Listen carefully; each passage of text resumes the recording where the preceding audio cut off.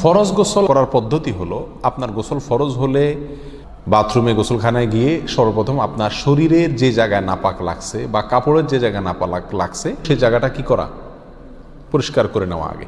যদি আপনার জায়গাটা চিহ্নিত থাকে যে এই জায়গাটা নাপাক লাগছে, ওই জায়গাটা ধুয়ে ফেলান। এরপরে নামাজের জন্য যেভাবে আমি অজু করছি সেভাবে অজু করা।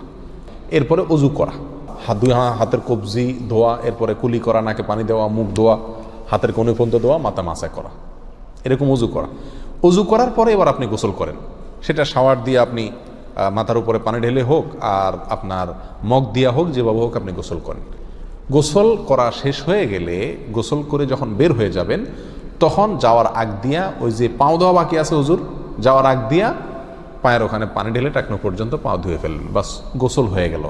এই ভিতরে আপনার শরীরের প্রতিটি অঙ্গের প্রতিটি জায়গায় পানি পৌঁছানোর চেষ্টা করতে হবে। প্রকাশ্য অঙ্গ যেগুলো, নাভির প্যাচ থেকে নিয়ে, বগলের নিচ থেকে নিয়ে, আঙ্গুলের চিপা থেকে নিয়ে, প্রত্যেকটা জায়গায় যেন পানি যায়, সেজন্য সেখানে পানি পৌঁছানোর চেষ্টা করতে হবে। ডলার দরকার হলে ডলবে, যেভাবে ওখানে পানি পৌঁছাতে হবে। কানের প্যাঁচের ভিতরে, একেবারে গভীরে না, প্যাঁচগুলোর ভিতরে যেন পানি যায় সেদিকগুলো খেয়াল রাখতে হবে। কোনো একটি জায়গা যদি শুকনা থাকে তাহলে কি হবে না, ফরজ গোসল হবে না। অতএব পরিপূর্ণ শরীর যাতে ধোয়া হয় সেদিকটা খেয়াল রাখতে হবে। নেল পালিশ ইত্যাদি বা কোনো রং টং ইত্যাদির কারণে যদি কোনো আবরণ থাকে শরীরের উপরে, তাহলে সেগুলো সরা নিতে হবে, তা না হলে কি হবে না, ফরজ গোসল আদায় হবে না। কথা, প্রথমে শরীর এবং কাপড় থেকে নাপাকগুলো ধুয়ে নেব, এরপরে অজু করব পূর্ণাঙ্গভাবে, পাও ধোয়া বাদে, এরপরে গোসল করব। আর বের হওয়ার সময় দোনো পাও টাকনো পর্যন্ত ধুয়ে তারপর বের হয়ে যাব।